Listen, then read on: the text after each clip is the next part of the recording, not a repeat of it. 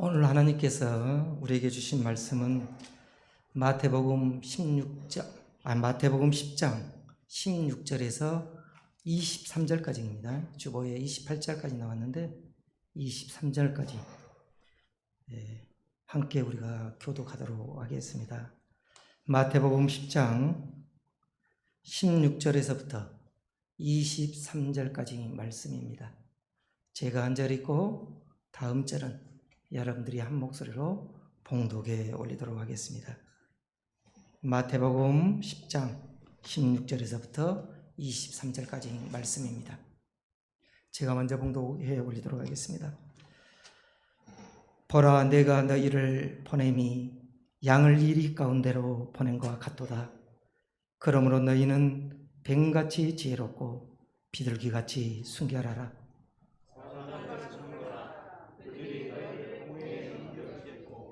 그들의 회당에서 책짓지를 하리라. 또 너희가 나로 말미암아 총독들과 임금들 앞에 끌려가리니 이는 그들과 이방인들에게 증거가 되게 하려 하심이라.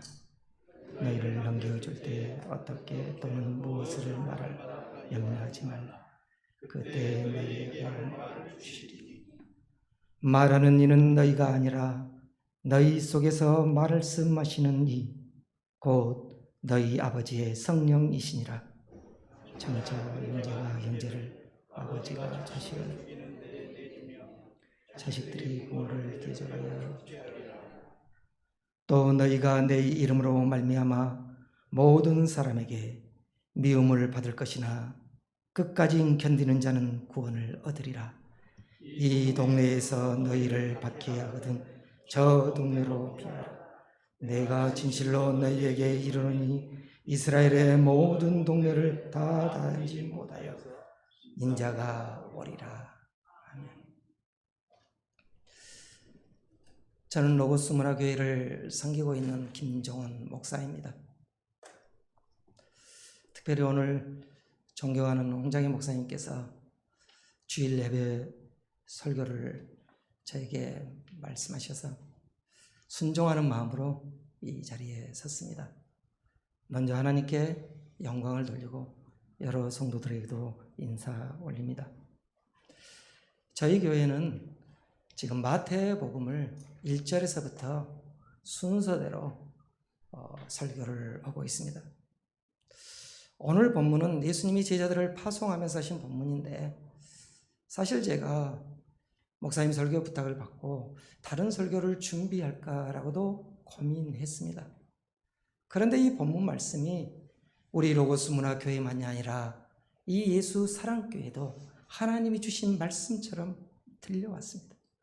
그래서 저는 오늘 이 본문 순서대로 주신 이 하나님의 말씀을 통해서 저와 여러분에게 들려주신 하나님의 음성을 듣고자 합니다.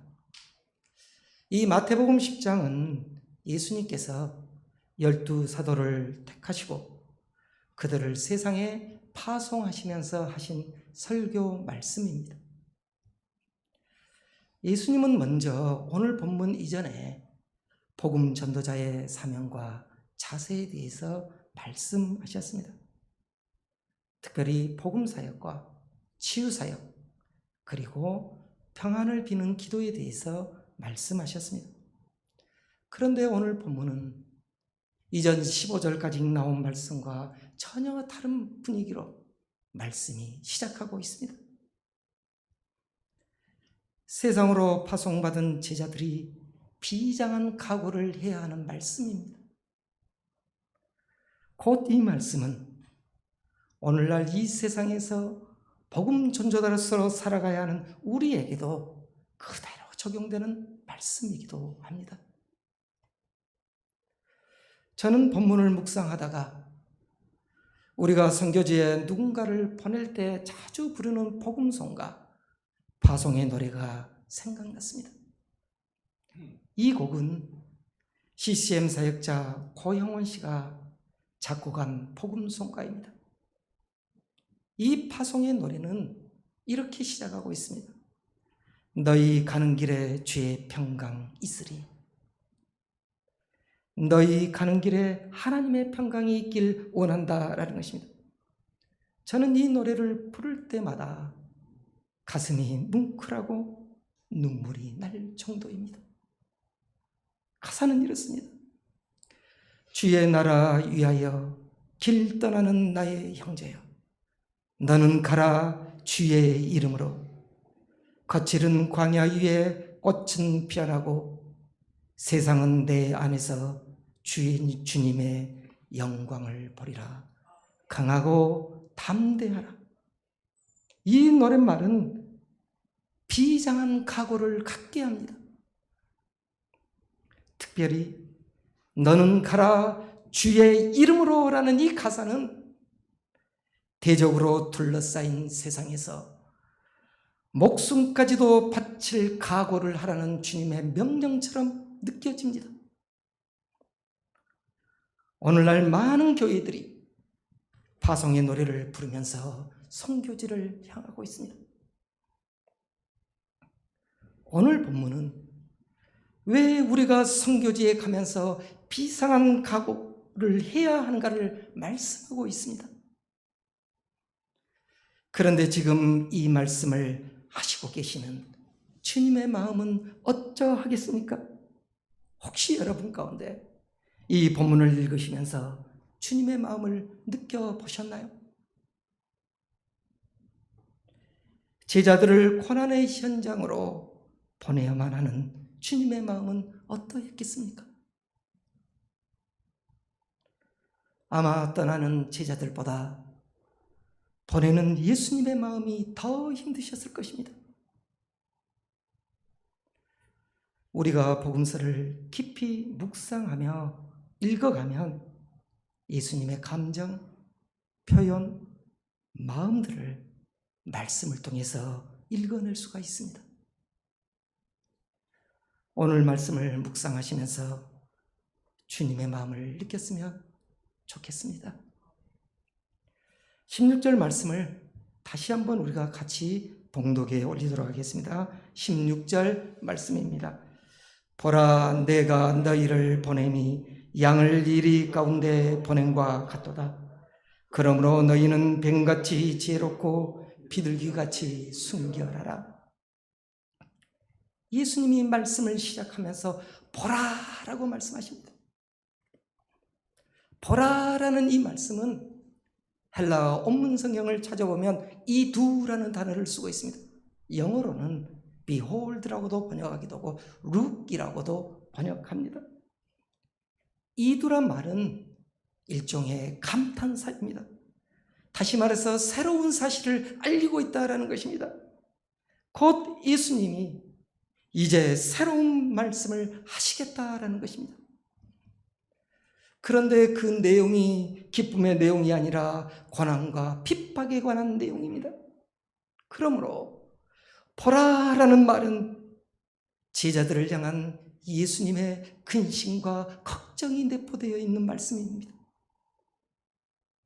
곧 예수님은 세상 속에서 당할 환난과 핍박을 염려하시면서 이 말씀을 시작하고 있는 것입니다. 저는 이 짧은 보라라는 이 말씀 속에서 제자들을 향한 예수님의 애타는 마음을 느낄 수 있었습니다.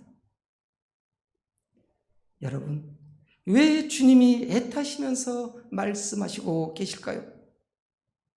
순한 양과 같은 제자들을 거친 일들이 있는 세상으로 파송해야 했기 때문이었습니다. 그래서 내가 너희를 보냄이 양을 이리 가운데 보냄과 같도다 라고 말씀하신 것입니다. 여기서 양은 제자들이고 이리는 세상을 말합니다. 양은 스스로의 힘으로 이리들과 싸워 승리할 수가 없습니다. 양이 이리들과 싸워 이기기 위해서는 반드시 목자의 도움이 필요합니다. 그런데 이제 너희들이 스스로 이 세상 가운데 가서 복음을 전파해야 한다는 것입니다. 그러니 예수님의 마음이 어찌 편하겠습니까? 저는 이 주님의 말씀을 이렇게 생각해 봤습니다. 이제 갓 부모의 품을 떠나서 사회생활을 하다가 새롭게 가정을 이루며 살아가는 자녀들을 생각해 보았습니다. 부모의 입장에서 얼마나 걱정이 되겠습니까? 제가 잘할 수 있을까? 어려움 없이 잘 지낼 수 있을까? 떠나는 자식보다도 보내는 마음이, 부모의 마음이 더 힘든 것입니다. 그래서 자녀들이 결혼할 때 부모들이 종종 눈물을 흘리곤 합니다. 본문의 주님의 심정이 바로 그와 같다라는 것입니다. 특별히 주님께서는 제자들이 당하게 될 고난과 핍박을 미리 아시고 계셨습니다. 그러니 더욱 그들이 염려되고 걱정되었던 것입니다. 그래서 주님께서 그들을 파송하시면서 하신 첫 번째 말씀이 오늘 본문의 설교 제목과 같습니다. 너희는 뱀같이 지혜롭고 비둘기같이 순결하라. 우리는 이 말씀을 잘 이해해야 합니다. 이 말씀은 그리스도인에게 매우 중요한 말씀입니다. 우리가 험한 세상에서 그리스도인으로 살아가기 위해서는 명심해야 할 말씀입니다. 먼저 우리가 이 말씀을 제대로 파악하기 위해서는 본문에 등장한 뱀과 비둘기가 주는 의미를 먼저 이해해야 합니다. 뱀은 주로 성경에 사탄으로 언급되어 있습니다. 인류 최초의 죄는 뱀의 유혹에서 시작되었습니다. 그래서 창세기 3장 1절에 보면 뱀을 이렇게 소개하고 있습니다. 뱀은 여호와 하나님이 지으신 들짐승 중에 가장 강교하니라.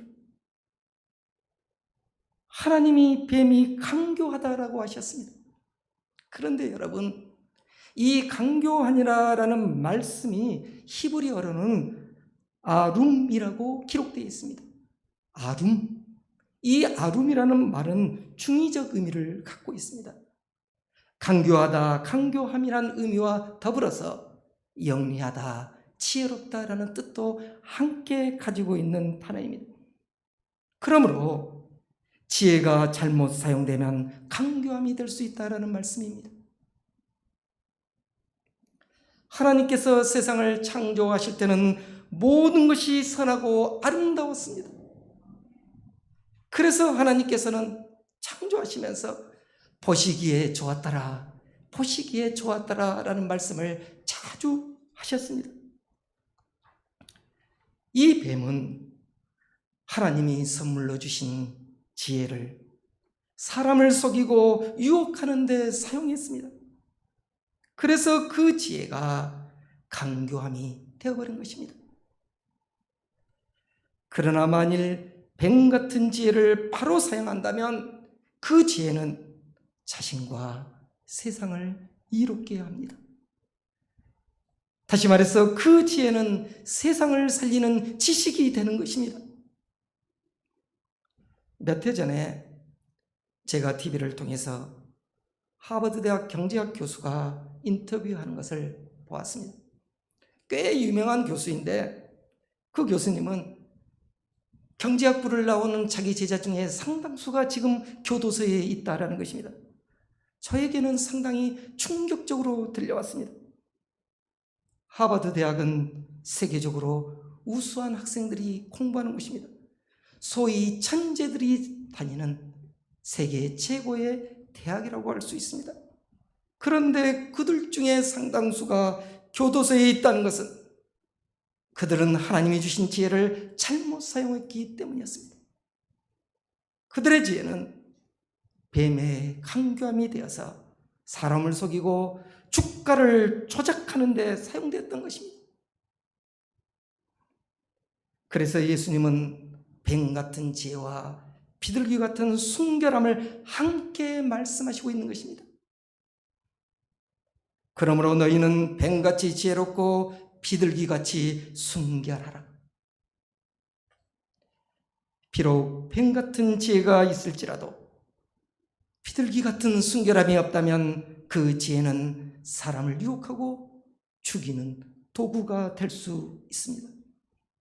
그러므로 뱀 같은 지혜는 반드시 비둘기 같은 순결함이 동반되어야 합니다.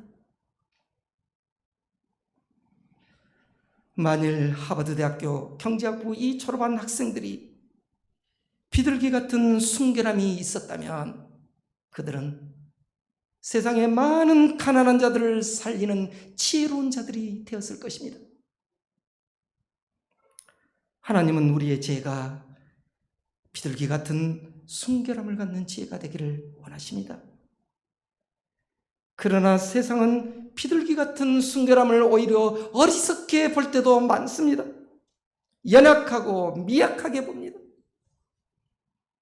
그래서 뱀처럼 민첩하고 날렵한 자가 되라고들 합니다. 우리가 성경을 보면 성경의 비둘기는 크게 두 가지 상징적 의미를 갖고 있습니다. 평화와 성령을 상징합니다. 노아가 방주에서 홍수가 끝났는지 알아보기 위해서 먼저 까마귀를 날려보냅니다.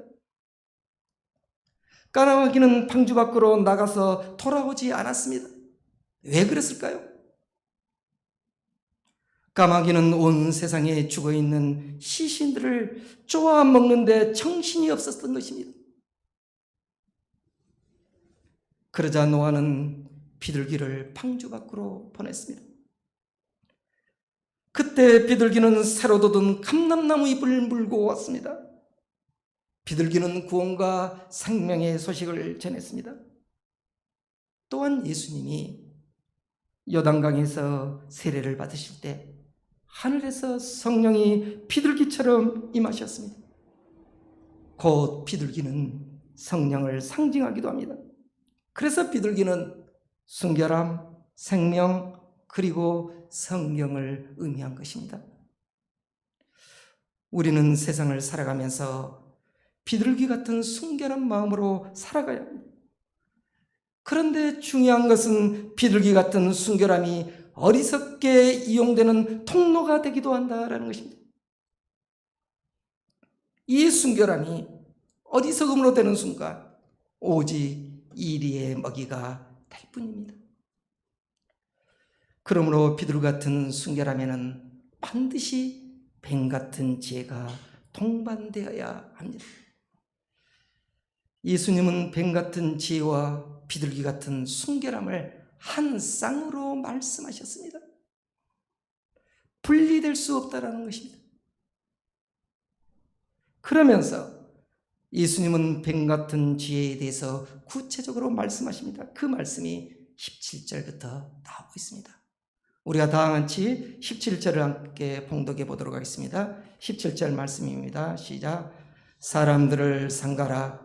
그들이 너희를 공회로 넘겨주겠고 그들의 예당에서 채찍질하리라. 예수님께서는 사람들을 상가라 라고 말씀하십니다. 상가라라는 말씀은 주의하라, 조심하라 라는 말입니다. 복음 전도의 열정만 갖지 말고 냉정함도 유지하라는 말씀입니다. 당시 예수님으로부터 사도로 임명받은 제자들의 마음은 얼마나 뜨거웠겠습니까? 우리가 처음 하나님을 만났을 때 그 열정과 뜨거움이 대단하지 않았습니까? 그러나 전도가 열정과 뜨거움으로만 되지 않습니다.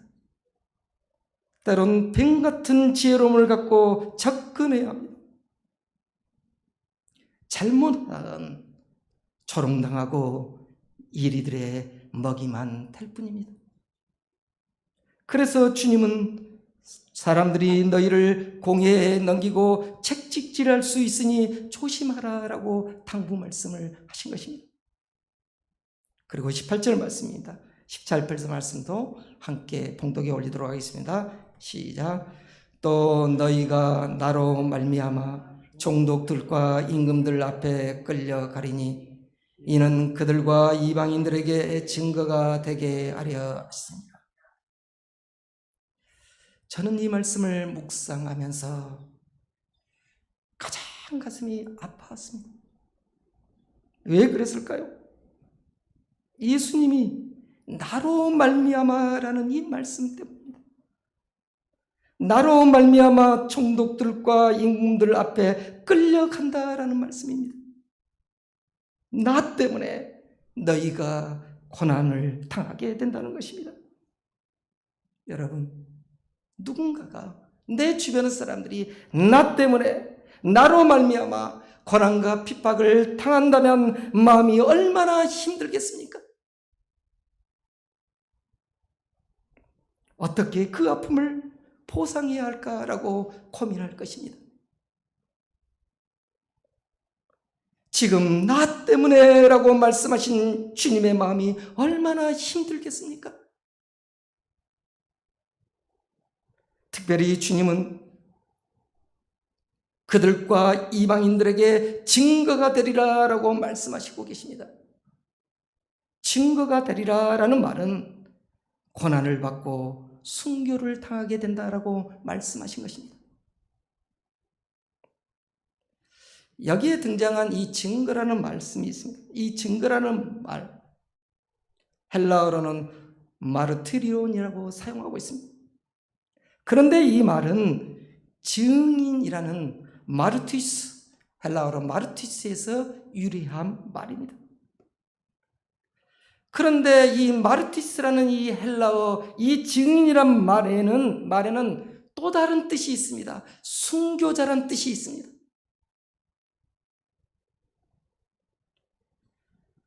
이 말에서 영어로 순교자라는 마터라는 단어가 유래한 것입니다.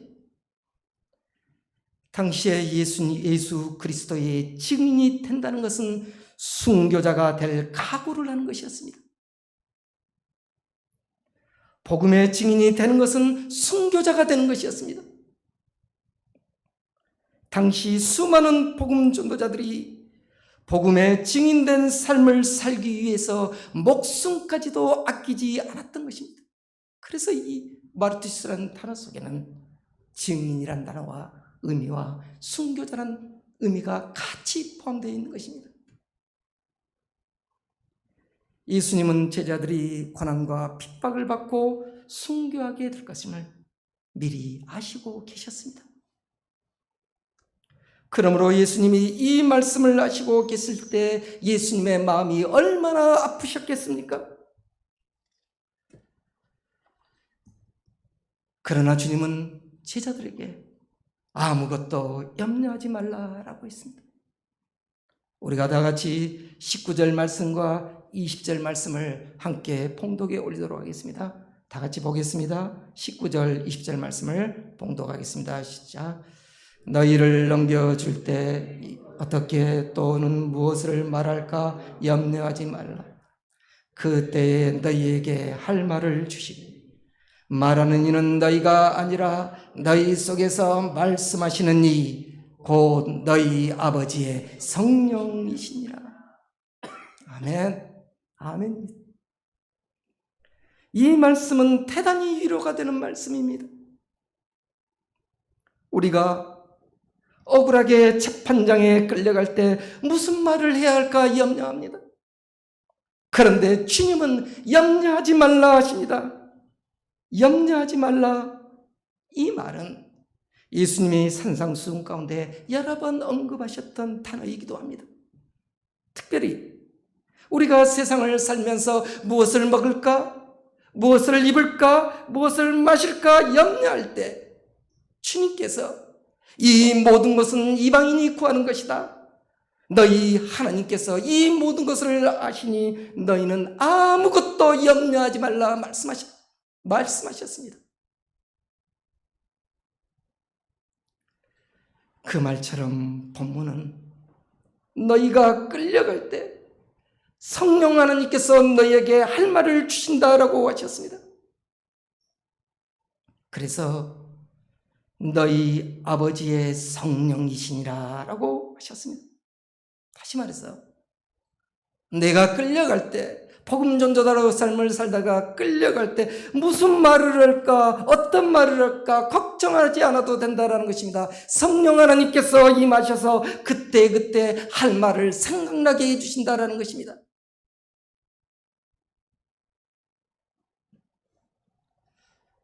그런데 중요한 것이 있습니다. 성령 하나님은 누구에게나 임하는 것이 아닙니다. 우리가 비둘기 같은 순결한 마음을 가질 때 성령 하나님이 우리와 동행하시면서 그때그때 할 말을 주신 것입니다. 예수님께서는 이 같은 성령 하나님에 대해서 요한복음 14장에 언급하고 계십니다. 특별히 오늘 요한복음 14장 16절 말씀을 한번 찾아보도록 하겠습니다. 요한복음 14장 16절 말씀입니다. 요한복음 14장 16절 말씀입니다. 제가 봉독하도록 하겠습니다. 내가 아버지께 구하겠으나 그가 또 다른 보혜사를 너희에게 주사 영원토록 너희와 함께 있게 하리니, 내가 아버지께 구하겠으니 너희에게 보혜사 성령을 주시겠다라고 하셨습니다. 보혜사란 말은 신약 성경이 헬라어 그리스어로 써졌지 않습니까? 이 보혜사란 말이 헬라어로 보면 파라클레토스라는 단어를 쓰고 있습니다. 이 단어는 두 개의 단어가 결합되어 있습니다. 파라라는 곁에, 옆에라는 파라라는 전치사와 접두어와 클레오라고 부르다라는 클레오토스, 클레오라는 단어가 결합되어 있습니다. 보혜사란 말은 우리의 곁에서 우리의 이름을 불러주시는 위로의 영을 말합니다. 그래서 영어 성경은 이 파라클레토스, 보혜사를 카운셀러, 상담자라고 번역하기도 하고, 때로는 컴포터, 위로자라고 번역하기도 하고, 때로는 애드보케이트, 변호사라고도 번역합니다. 보혜사는 우리의 위로자가 되시고 상담자가 되시고 우리의 변호사가 되신 분이십니다. 제자들이 왕과 고관들에게 끌려갈 때 성령님이 보혜사가 되셔서 할 말을, 우리가 증언할 말을 생각나게 해주신다라는 것입니다. 그래서 예수님은 이 보혜사 성령을 진리의 영이라고 말씀하십니다. 진리의 영이신 보혜사께서 그때그때 할 말을 생각나게 하시고 증거하게 하시니 너희는 염려하지 말라 하신 것입니다. 예수님은 보혜사 성령이 제자들과 함께 하시니 염려하지 말라 하셨습니다. 그것은 오늘의 우리도 마찬가지입니다. 보혜사 성령께서 우리의 이름을 불러주시고 우리를 위로하시고 우리와 동행하십니다. 예수님께서는 성령님이, 보혜사 성령님이 제자들과 동행하시니 끝까지 잘 견디기를 원하셨습니다. 그런데 제자들에게 닥칠 환난은 결코 만만치 않았습니다. 21절에 보면 주님 때문에 가족들로부터 배척당하고 버림받을 수 있다라고 말씀하십니다. 요즘도 그런 집안들이 가끔 있기도 하지만 과거 우리 믿음의 조상들은 신앙을 지키기 위해서, 믿음을 지키기 위해서 가족들로부터 핍박받고 배척받기도 했습니다. 때로는 예수 믿으려면 너 집 나가라 라는 그런 핍박도 당하기도 했습니다. 예수님은 제자들에게 닥칠 핍박이 얼마나 큰지를 잘 알고 계셨습니다. 그래서 22절에 너희가 내 이름으로 말미암아 모든 사람에게 미움을 받을 것이나 끝까지 견디어라 라고 당부하셨던 것입니다. 믿음은 무엇입니까? 믿음은 버티는 것입니다. 믿음은 끝까지 지키는 것입니다. 우리는 믿음의 자리를 잘 지켜야 합니다. 그것은 오직 우리가 하나님의 말씀 안에 있을 때야만이 가능합니다. 매일 말씀으로 우리의 마음과 생각을 통념해야만이 우리는 믿음을 지킬 수 있습니다. 사랑하는 성도 여러분, 우리는 세상으로 보내심을 받는 자들입니다. 우리는 세상에 보냄받은 자들입니다. 보냄받은 자들에게 손에는 주의 말씀이 있습니다. 그러므로 우리는 주님께서 하신 말씀을 잘 묵상하고 그 말씀을 대언하며 실천해야 합니다. 주님은 말씀하십니다. 너희는 뱀같이 지혜롭고 비둘기같이 순결하라 말씀하십니다. 주님이 주신 이 말씀을 묵상하고 잘 실천함으로써 세상을 살리는 참된 그리스도인이 되기를 간절히 소망합니다. 기도하시겠습니다. 잠시 주신 말씀을 묵상하면서 기도했으면 좋겠습니다.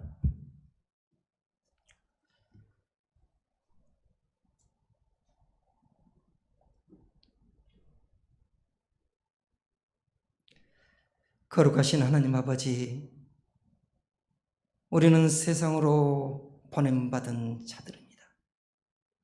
하나님, 세상이 온통 이리들로 들끓고 있을지라도 우리는 비둘기처럼 순결함을 갖고 뱀처럼 지혜로움을 갖고 세상과 싸워 승리하는 그리스도인들 다 되게 하여 주시옵소서. 하나님 아버지, 오늘도 이 주신 말씀을 가슴에 동여매고 한 주간을 살아가려고 합니다. 주의 성령께서 임하셔서 우리를 지키시고 돌보아 주셔서 복음의 전도자로서의 삶을 잘 감당할 수 있도록 은혜 베풀어 주시옵소서. 예수 그리스도의 이름으로 기도 올립니다. 네.